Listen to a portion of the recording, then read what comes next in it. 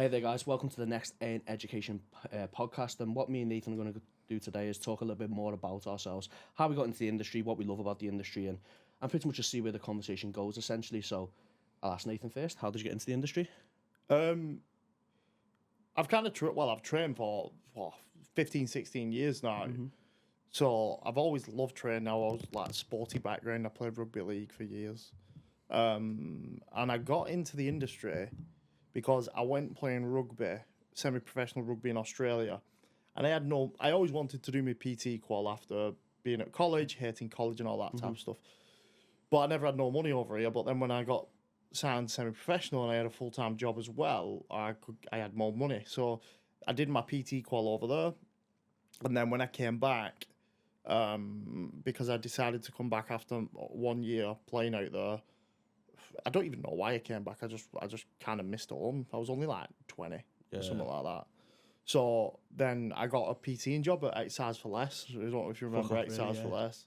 So I was at Exercise for Less in Bolton, actually. I'm from Wigan. So it was like literally a train journey every day. Yeah. I had fuck all money, none. Didn't make any money either. I didn't know you went to Exercise for Less. Yeah, I was at Exercise for Less in Bolton. The only reason was the general manager. I played rugby with him, so he kind of was like, I can get you a job like straight away type thing. So I was like, okay, yeah, let's do it. Then from there, I was there about 6 months, and then I went to a private gym in Wigan just because I seen advertise for a trainer. So I had an interview there. I had to teach like a class. I'd never taught a class in my life. And then it just went from there. Then the gym that I went to was a transformation gym. So that got me into like body transformations. They run group classes though. They didn't have an actual like gym with a lat pull down and stuff. It was all just barbells, dumbbells, which was pretty cool because it made me think more outside the box with training and be a bit more, if you want, old school as opposed to like just machine work. And obviously I used to coach people, when I look back, rubbishly. Like it was kind of like not the progressive overloads type stuff. It was like, well, what should we do today? This is a session I've got planned for today and we'll do something different today. Do you know what I mean? So it was them type sessions, and then they ended up actually moving to a bigger space where they had like a class area, a group class area, and they had like a little gym and they got all the equipment. So they had like basics like leg press, cables, like leg extension, hamstring curl, all the basics really, Smith machine and stuff. So then I started like programming a bit more and like doing a bit more with nutrition. And then I PT'd for I PT'd at JSB, which was the gym, for about 8 years, I think it was. It was 7 or 8 years, something like that. And then I went full-time online 2021, I think. So about 4 years ago. Yeah, after lockdown. Yeah, after lockdown, I started online coaching in lockdown as we all did. Yeah. Started getting a handful of clients and then just went fully online because I actually felt like I got better results with online than I did actually with PT. Okay. And I think the reason for that was that actually I built up a really good client base where I had about 50 sessions a week. And they all just enjoyed being coached by me. Do you know what I mean? So it was just more if you want the social aspect for the client. Like obviously I helped these clients a lot and they kind of transformed and got in better shape. And well, then that was the shape that they wanted to sustain. So it was just like me training the same people, doing the same sessions because they had all on a training program. For me, that just got a bit unfulfilling. Yeah. Where I was like, I want different people and I want people with bigger goals and I want to get them like further and push people further. My current clientele, there was nothing wrong with them. They was all lovely people, but they didn't want to get pushed as much as potentially what I wanted. So that's kind of how I got in the industry and like how my road to where I am now in a very, very brief description was. Were you clever in school? I wasn't. I would say I was naturally like, you have like high achievers, and then you have like probably middle people. I was probably more in the middle bracket, but I never revised like anything in my life, and I got like B's at not A level, at GCSE, which is just like middle tier. Do you know what I mean? Like I got literally all B's, but I didn't revise once. If I'd have revised, I'd have probably got A's, A stars. But even in PE, I got a B because I did really good in the practical, but in the theory side, I just fell down a lot. Do you know what I mean? Did you think you were going to turn pro in rugby? Do you reckon that's why you didn't revise? No, I didn't. Deep down, I wanted to, but deep down, I knew I wasn't good enough. Okay. I knew that, I was probably like, I developed more rugby the older I got. Okay. So, like, from when I started at 5 to 16, I was just kind of like, I didn't really know how to be a high performer. Yeah. Whereas then, like, as I got like to 18, I started to see things that I needed to improve on within my game, and I worked on them a lot. And then that made me like, I got like a national player at year at 18. I ended up signing for Oldham. I signed for Rochdale for a little bit. Then I went playing semi-pro rugby. So I developed the older I got with rugby. I always say, if I had my hindsight in it, if I had my mindset now, I could probably turn pro. Yeah. But you can't do that, can you? Obviously. Yeah. What about you? Well, how I started coaching, or about my rugby career? Yeah. My rugby career ended in second year school. We never really played rugby from Liverpool. It was more football. Coaching was interesting. So I got really into the gym probably at 16, 17. Then went all through, like I went to 6-1, went all through 6-1 because we'd recently built one in our school, like a gym, because I think the school was trying to become a little bit more sport specific. And then I went all through university. I'd done a degree in design engineering. And then when I went through university, I went to the gym every single day, and my granddad eventually got me a PT because he thought it was unhealthy what I was doing, which it was. So I was going every single day and I was running 7 miles a night. I couldn't do that now. I just got addicted to fitness, essentially. So you can argue like I got addicted to like all these, people just love to go and spin classes all the time and all that. I was probably a very similar mindset to that. And then the guy who PT'd me, once I finished university, I decided that's what I wanted to do. And then I applied to be in the RAF as a PTI, and then the guy who PT'd me told me there was a job open up where he was managing. And instead of going down the PTI route, because if I'm being honest, I probably got a little bit nervous about moving away from my home and all this kind of thing, I decided to take the job there. So it's not that I thought that job was going to be better, I was just probably shit scared of the other thing. So I worked for a guy called Kane Warren, in a company called Elite Fitness Consultants at the time. Then it changed to Lewis Bailey, and now it's called Unit 7 on Brunswick Docks. So Kane Warren managed me, and I worked there for, I think, 4 years. Like what you just said then, like the way we coach people was awful. In regards to transformation process, in regards to how we coach people, in my opinion, the standard was very, very high, because I had to learn about anatomy very, very quickly. I had to learn the ins and outs of nutrition very, very quickly. So it wasn't just protein, fats and carbohydrates. It was more how protein, fats and carbohydrates are digested, fibre, because we pretty much we followed the Paul Chek kind of mindset, so holistic, all this kind of thing, which is probably well ahead of its time. But we were trying to get transformation by people doing lunges overhead and kettlebells, not even kettlebells, it was like them power bats. We had a cable station, a squat rack, and then basically a monkey bar gym thing. Thing is though, it worked, didn't it? Yeah, it does work, but like we just didn't do it because our clients, because it was like when you're just doing lunging patterns for 45 minutes with the client, they're only going to get so good. Yeah. So we probably did need to put a bit more but resistance training emphasis onto it. And in my opinion, I'd love to be a little bit more of a transformation coach in that place, but that's why I moved to Absolute Body Solutions after that, because that's what I wanted to focus on more.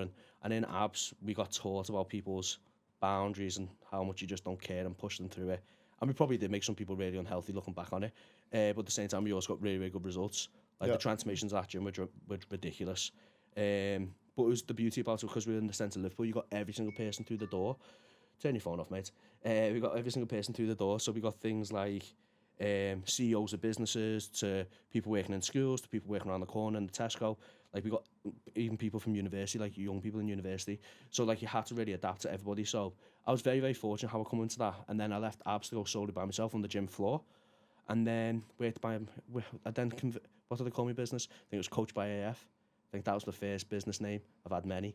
And then I worked in Dedicated and Prophecy Gym on the gym floor. And then I went online, like as you said, in lockdown like everybody else. Yeah, I mean, like, touching back on, like, the making people unhealthy, we definitely did that as well. Yeah. Like, because it was, like, the era of 8, 10, 12-week transformations. But, like, there was no aftercare. That's what I always thought. Yeah. Do you get what I mean? There was no aftercare. It was like, or you do this 12 weeks, you do it, like, where you smash someone into the floor, and you put them on lower calorie, and then afterwards, see you later type thing. They come back in 6 weeks. And they're Yeah, worse shape. exactly. So like that's weirdly though, right? Me putting a lot of people through that, and me realizing like this ain't good. This, Yeah. because I remember like I like, this is no disrespect to the gym that I work for. That's just what happened at that point. Like nobody knew better. Like, Yeah. like nobody knew better. They didn't, like, it wasn't as developed as it is now. So like obviously you learn from mistakes and stuff, but like I remember I was thinking like I don't want to do this anymore because I want to actually help people longer term, and that's actually how I developed the way that I coach now because of that. Do you get what I mean? Yeah. I also think though, the way the industry is now, I still think it was better back then because at least people got the results they were paying for. Well, people work hard. Do you know what I mean? People actually got the sort of like, you're paid to get a transformation or you get paid to get the results, and at least you actually got it. Whereas now people are sort of like all fanning about around the, I don't want to push my clients hard and all this kind of thing, and the client actually doesn't make any change within the 12 weeks. Yeah, I mean, it's not just that. It's like some people, I think, in a way, maybe that era destroyed the mentality of this era to a certain degree. Because what I think, the reason I say that is maybe it didn't, but maybe, like, people going, fuck me, what I had to do to get in shape, though, was so extreme, because it was, wasn't it? Like, we can't lie. Like there's some of the stuff, like, it was like 4 group classes a week on 1,400 cals, plus 2 weight sessions, plus, like, just... Like we used to tell people to like not have an off-plan meal, not drink, cut everything out, be so like whole food based. It was no if it fits your macros. There was none of that for us. It was literally like you eat good quality food, follow your meal plan, don't go off track at weekend. But it worked though. Yeah, fucking course. Of course, like a logic. Do you know what I mean? But I agree with you. But at the same, like I love to go back to the era because I think that's where coaches learned how to coach though. Even though it sounds like we didn't learn how to coach, because people, that was very uncomfortable. Like, you know, if you've got like a person who's really busy, like I said, like a CEO of a company, and they can get a result and they're so busy. And if you can get people like that to get a result, getting other people results is easy, instead of making excuses. Well, he goes away every week, or whatever the excuses that clients come up with now. I do, like, when I say I do miss it, it was fun because, as you said, like, people really worked hard, and when you get a client who absolutely grafts, it is quite rewarding. It's quite cool to see them put the effort and then get the result at the end. And I think because obviously we grew up in very, very similar like eras, as you said before. It was like Charles Poliquin, like that kind of era, wasn't it? Like Phil Looney. Yeah, but it was like it worked, and like Charles Poliquin was really clever. And I do think if coaching was a little bit more similar to that now, the industry would be in a better place than what it is now. Yeah, a lot more trust. I think what one with that, to touch on though, Ali, is that like so everything's so easily accessible. I was having a discussion about this before we started this live, but not just like food and all that type of stuff. Like education is. So like, but we back then education was so it was a lot harder because we either had to buy M1 Nutrition from Phil Looney and read it from back to front twice. Burn the fat, feed the muscle is one that I literally I always push on to new people. Or go to in-person seminars. That was literally it. There was none of these online courses, or if there was few and far between. Yeah, like to be fair, I don't even think I can. I can't remember one. Like it was all like in person. It was all like pay for this weekend. Yeah, and come. yeah. Wasn't And it? you had to fucking travel. Yeah, and you had to travel. You had to book a hotel. You paid thousands of pounds for a weekend, and you learned off like fucking top quality guys in person, which was fucking brilliant. Like some of the weekends that I went on was so good. It's funny, isn't it? Because you were in a room of like-minded individuals who also sacrificed thousands of pounds to come and listen to the same person talk. And it's one of them though, mate. Like I feel like it's bred a little bit of a lazy mindset because, like for example, we run the mentorship, right? And there's an online education portal that everyone can just click on whenever they want throughout the day. Yeah. So that makes people sometimes not do it because it's so easy accessible. Whereas it's like, right, there's this date on this month for this long. You pay this amount of money, and you come and you study for intensely for these 2-3 days. Whereas now it's like, oh, you just do it at your own will. I also think now that the fact that I don't think coaches understand the importance as much because there's a much more of a bigger drive towards the social media marketing. So they'll go and pay for a social media course over a coaching course. Yeah. Because all they do is think about getting people in the industry. And as you said, because the information's so accessible, it is. You can chat shit into ChatGPT now, and it'll come up with a pretty good answer, but you still don't understand why that's the answer. And that's the thing. Exactly what you've just said there. It's like, well, coach, yes, it's all about calories in versus calories out for fucking getting body transformations. But do you understand why it's only about that? Can you explain that in the most simplest form because you understand the complexity of it? Not just with calories in versus calories out, with anything. Everything, yeah. But everything's a continuum, isn't it? So it's like it's calories in versus calories out, but sometimes that equation isn't as simple as what that is. No, do you know what I mean? It's like we always say this, don't we? It's simplicity, then complexity, back to simplicity. Sorry about the mic. Yeah, back to simplicity. So like everyone has to go through an element of complexity within the transformation, but it always reverts back to being simple at the end. Just the basics, isn't it? Yeah, exactly. So like for example, like just very, very stereotype example. Say you've got a comp prep client. They go from simple to more complex in the comp prep potentially, even more complex towards the end. Then it's back to simplicity after the comp prep, or maybe a bit complex afterwards to help them manage the health and stuff. Then it's back to the basics, back to simple. So that's just a simple example, but it's understanding the reason why you need to be more complex and when you do, and etc. I also think though, it's like as the person starts off, he starts off very simply, but then I think as the person gets a little bit leaner, they have to be more specific about what they have to do. So then that's the more complexity of it, because you have to be more specific on the outcome. And then when they nail the complexities or being more specific on the outcome, it then becomes more simple because they've learned more habits. Exactly. And it's just that thing of this way coaching again. It's like you have to educate and teach along the way. You can't just give someone a PDF document, especially as you said, how easy accessible everything is now. I think clients have more questions than what they used to as well. So when clients are asking questions, you've got to have the understanding of why.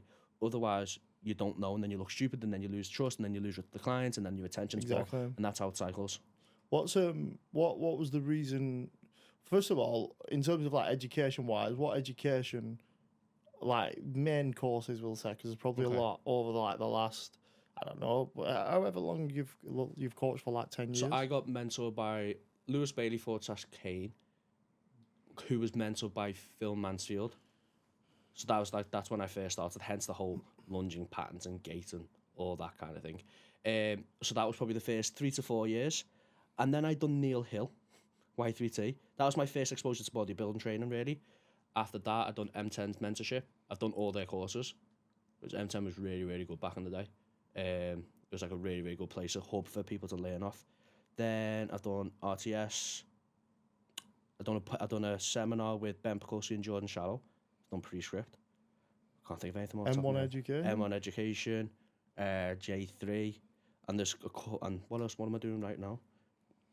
Austin Stout we're doing right now. Yeah. So there's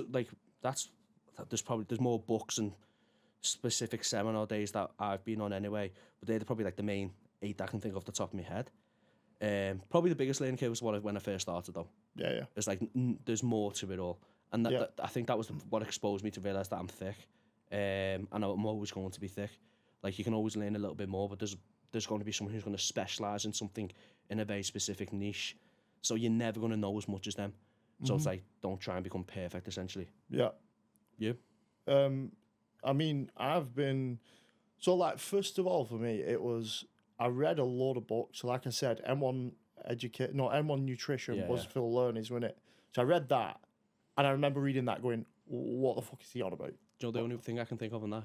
It's catecholamines. Yeah, catecholamines. Yeah, and I can just remember I couldn't even pronounce it. Yeah.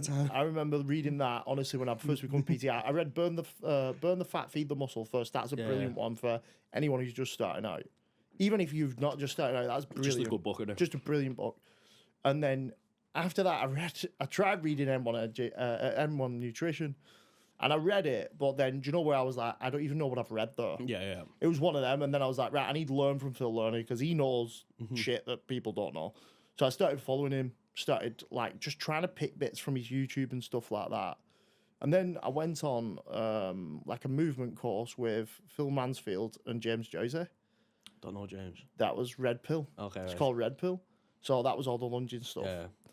And then I've done Precision Nutrition. I did that. Oh, did you do that? Yeah, I've done level 3, level 4 of that, I think it was. Or level 2, level 3. Someone else done it, and I just sort of read over Oh, theirs. really? Yeah. I did that, and then that was before lockdown. Then I I didn't do the. I did a business mastermind with Mark Coles. Yeah. So that taught me a bit more about the business. I wish I'd done that. Yeah, that was brilliant. Right, Yeah. in terms of like getting me into the business side and helping me understand like more target audience and stuff like that, because I was new to the online then, and I knew I needed something to kind of like push me in the right direction. Don't get me wrong, I still struggle with marketing these days, yeah, but it helped me a heck of a lot. And then I've been mentored by, I was in IOH, which is Institute of Health. I was in there for 12 months. I got mentored by Jake Dollershaw one-to-one for 14 months. That was brilliant. I've learned off Dr. Brian Walsh. I bought all his courses. He has a metabolic health. I think it's metabolic something like People, hub now. people won't even know who he is, will they? No. It's mad, isn't it? Yeah, so I've learned off Dr. Brian Walsh. Joe Jeffrey, give Joe a shout out. Yeah, So I learned a lot from Joe being coached by him. Just actually getting a good coach who helps you learn about different things is invaluable in it. Yeah, So- I'll give Cal a shout there. I'm doing a post about Cal tonight, actually. Yeah, Ray Strick, I'm yeah, guessing. yeah, Yeah. Not Precision Nutrition. He's not there yet. Yeah. He will be getting there soon, though. Yes. Yeah, so like it's invaluable that like you just can't like I'd say every year for 7 years I've done something. I think you just need someone in your corner. That's how I look at it. I look at it in a way of like I know that if I'm investing in my education, I'm doing something, it makes me feel more mentally better about coaching people. Yeah. Do you know what I mean? Like I just feel like once I've done an hour of studying, I'm like, fucking, how do I apply this to when I'm studying? I'm like, what 3 or 4 clients does springs to my mind here with what I'm learning? Yeah, for me, it's also like I want to challenge what I believe in. So it's like when you speak to someone who's smarter, it's like they can always give you little things of like, well, why do you believe like that? And then because there's so many ways to skin a cat, and so there's so many opposing views. You've got like vegan and carnivore diets, complete off the end of the spectrum, and there'll be 2 people who preach both of them who are very, very intelligent. Yeah. And it's like just open your mind to it all. And I think sometimes, because I think I've done maybe 1 year where I've never done anything, and it's like and that was probably in lockdown, and being perfectly honest, where like you just didn't really know what to do.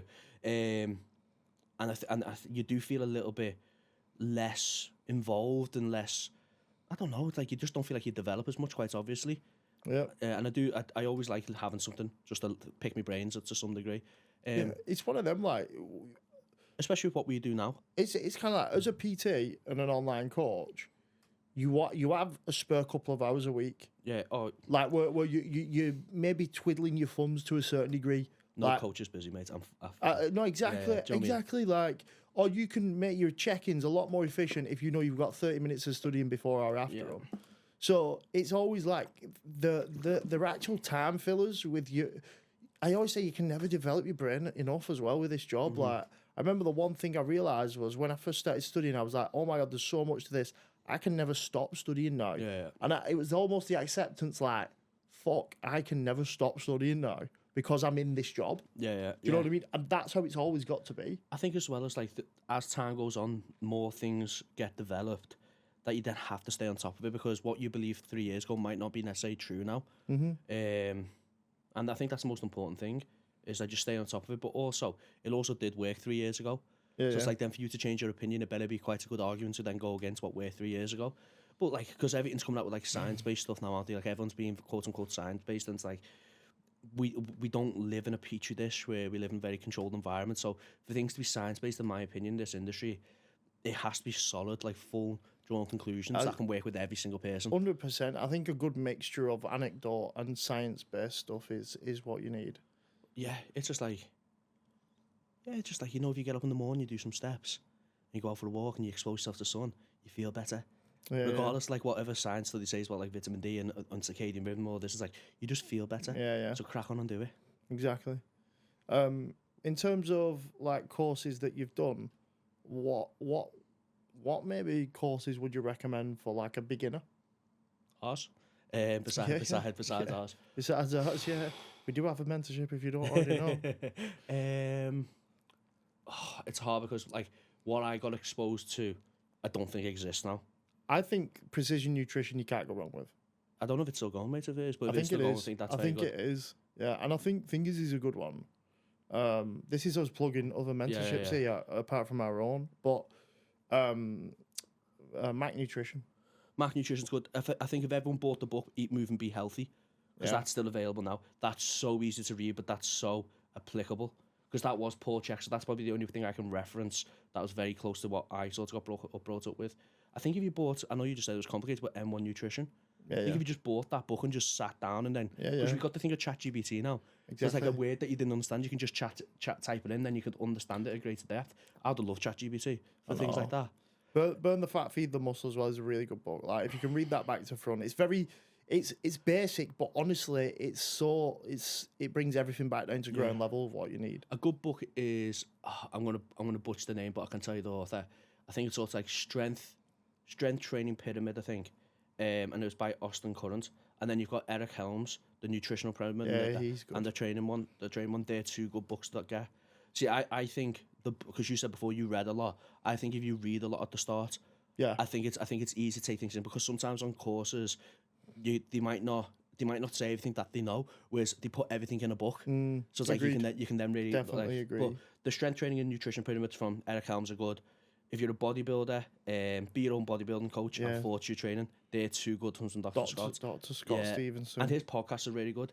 And then that strength, the one besides you haven't said that one by Austin Current is like called the Strength Training Bible or something. I think you That's really can't good. go wrong as well, mate, with watching fucking John Meadows on YouTube. Yeah. You cannot go wrong with watching some of John Meadows' stuff on YouTube. Especially who you like into, like Eric Serrano and things Yeah. like that. It's like That's if you're into like physique development stuff, obviously. Like I think even when you listen to like Eric Serrano, because he was a doctor, or he is a doctor, I should say, that'll just help you with Gen Pop people in regards to like what they should have. Because remember, he was the first person who said when you have your oats, you need almond butter because it'll slow down the breakdown of the carbohydrates. Yeah, That was yeah. the first time I ever really heard that. But you should have almond butter over peanut butter because of the quality of the nut. yeah, So yeah, just yeah. little things like that. Yeah, and I feel like I forgot what I was gonna say there. What was I gonna say then? And almond butter tastes quite nice actually for people who slag Yeah, off almond butter is the best. No, Honestly, cashew butter. I think cashew nut butter's better though. Yeah, that's good. Hazelnut was a bit. I was a bit disappointed by Yeah, hazelnut. I do like good cashew nut butter. Yeah. Yeah. What's probably been the biggest, like, no, like, obviously we've been for your whole career. What year was probably the biggest determining year where you thought I've cracked this, even though you know you haven't?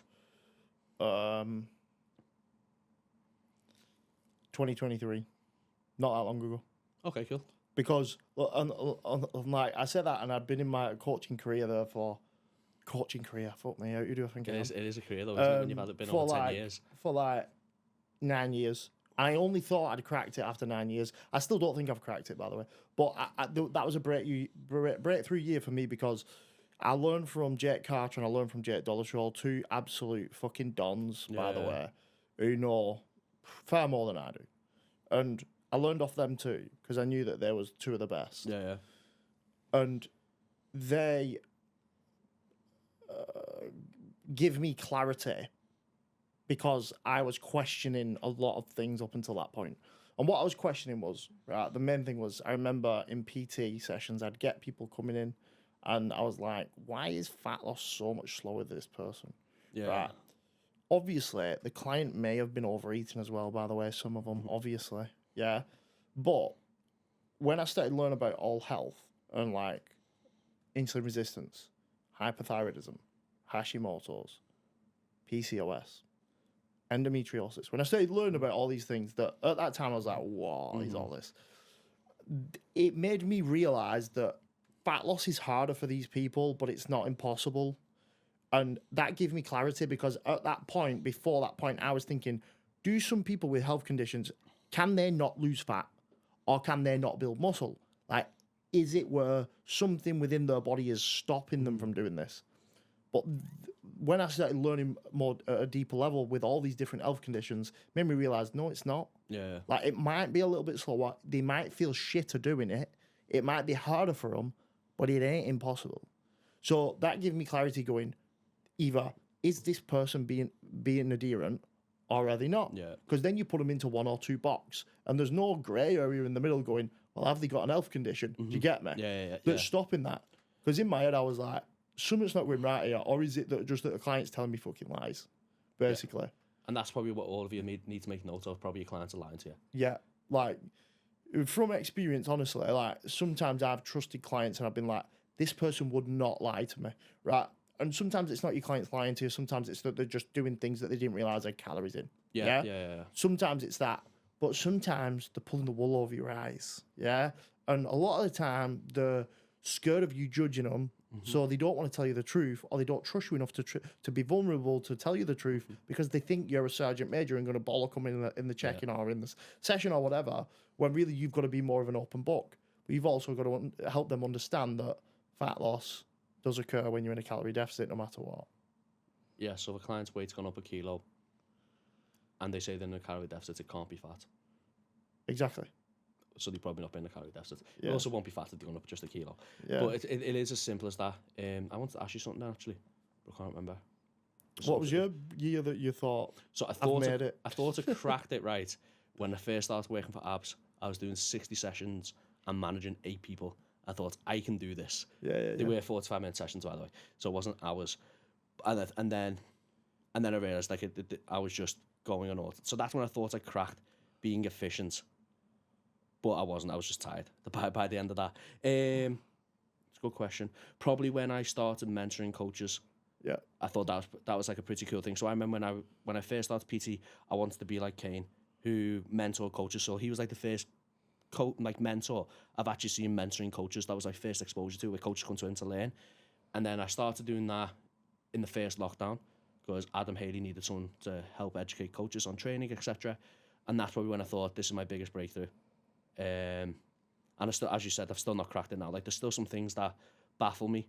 But I think the more and more I do this, it's not necessarily the nutrition and the training aspect of things. It's how you communicate and how you get your point across and how you get to dance. And I think that's something that the top coaches have. It's not necessarily, so you said Joe Jeffrey before and I said Cal. The reason why, in my opinion, there's such good coaches is not just necessarily the clientele that they get. It's how they can explain the same thing to different people. And I think that's the master skill. And it's with... like a big shout out to Joe. Joe helped me with my own coaching business, not even directly helping me with it. Agreed. Because of the way that, like you said, he communicated on check-ins, the way he ran his check-ins. Yes. So like response times with WhatsApp and response times with check-ins, the way that he actually like ran his check-in sheet. Not that I copied everything from Joe, but I took aspects of what he did and I made it into my own formula, should we say? But like, if you get a really good coach, and they're few and far between, you'll connect well with them and you'll go, fucking hell, this person does it really well. Yeah. What can I take from this person and apply to my own coaching system without fully copying what they do, by the way? Yeah. Because that's important, where everybody is authentic, that Joe has his own coaching way because he's Joe. I have my own coaching way because I'm Nathan. Do you get what I mean? But you also won't be able to copy. You wouldn't, because you don't have the brain. But exactly, you know what I mean? It's like Joe has his very own specific way of thinking. 1,000,000%, and it's just that then that's not authentic as well. And people see through it. Yeah, so you can't ever be like somebody else. You can take elements of their coaching, but we see a lot of this these days where people are trying to be like other people. Literally, be yourself. That's all you do. And it's, as I said, like the thing about being yourself as well is because you can portray yourself on social media as someone, but then when people are going to work with you, you can't keep up that facade for too long. You might be able to do 1 or 2 check-ins, but essentially you're going to go back to how you naturally are. And I think that's where people can start to read through, and then they actually start to lose the trust, which we were talking about earlier on before. But yeah. We'll do one more question and then we'll wrap this up. So, what was the biggest learning curve or turning point of your career type thing? Don't do lunges for fat loss. Probably people can work hard on what they think. Everyone has like this sort of barrier of the comfort zone, but change really happens. I know it's a very cheesy saying, but change happens outside the comfort zone. So people need to be in a bit more of a deficit to get them extreme results. People need to potentially do a little bit more cardio. And then on the flip side to that, what Kuba taught me a lot throughout my whole prep, in regards to like when you're at the upper echelons of like you pull on more muscle mass, you're a lot more regiment with how your daily structured. It's a lot more predictable. You can get away with doing less. Like more's not always better. Yeah. But I think you have to go through a series of more is better to then earn the right to do less. Yeah. That's probably my biggest transition. Joe taught me that. Yeah. Do you remember I said to you I couldn't get my head. I remember I was natural at the time, by the way, as well. When I did my first diet, I was like, I didn't do any cardio, and I've never done cardio in prep ever. Yeah. Never. And I remember telling Ali that, and he was like, I think he almost didn't believe me at the start. I couldn't get my head. I don't think he believed me, but no, I think that's a very important point. Like it's almost trying to get people to do the least amount to get the best outcome, but without making them lazy. Yeah, That's how I always But you explain nailed it. it. You nailed it in a post in regards like you've got to be Restricted. restricted to be then flexible. It's like in my opinion, everything in this field, it's like you've got to earn the right to be to get away with things to some degree. 1,000,000%. It's so super important, especially if you're coaching Gen Pop, right? Like people talk about, or coaches talk about, like, oh, we can include all this into your plan, and then you can still get in shape. And it's like, well, they probably can do, but it might take 10 times longer. Yeah. But also, that client doesn't need to learn to do that. They need to learn discipline and restriction, because if they learn discipline and restriction, they won't be fucking arsed whether they eat that or not, and they'll be able to take or leave it, right? And that's the key. That's the key, because it creates flexibility longer term for them, and then they can pick and choose flexibility then, rather than going, oh my god, like I can include this in every week, but then maybe at a certain point it causes me to overeat or binge, or like I take the piss sometimes, or I'm still not that disciplined with my own thoughts and actions type thing. Just to add on to that, like people demonize restriction, but if you look at the best people who get the best outcomes, they are very, very disciplined and restricted. So if you look at business people, if you look at athletes, if you look at people who are trying to achieve a specific goal, if you look, this is going to be really crazy. If you look like snipers, they have to stay in the same place and then obviously perform the action when that needs to be done. So like discipline's really, really important. And I think, as you said before, like it's so easy now to access everything. The amount of discipline has definitely dwindled. Like Nathan said before about time, and coaches, all the coaches listening to this, you've all got time. You spend too much time looking at reels and on TikTok. Like you're wasting time in a day by just procrastinating with these kind of things. So that's what I want to end. Like discipline's really important. Just on the time thing, instead of being a coach and going, I don't have time, think in a way of like, where do I have time? Yeah, where can I make time? Flip your perspective. Like, not going, oh my god, I've got no time. Go like, right, well, if I really want to do this, where do I have time? Or where can I create time? Or where do I need to create time in my week in order for me to actually level up my brain, my coaching service, blah blah blah. So we'll leave it there anyway. We went off on a little bit of a tangent. You will understand that me and Ali do this from time to time. It was a good 10-minute video, that mate. But they're all very relevant points. So thank you for listening. Follow us at AN Education 2023 on Instagram. My Instagram is Nathan_Transcend. Ali's is Coach_Ali Fraser. Coach Ali Fraser, I think, something like that. Something along those lines. You'll find him anyway. Just search Ali Fraser. Yeah. And if you want more information on our next mentorship intake, then please just drop us a DM. Thank you.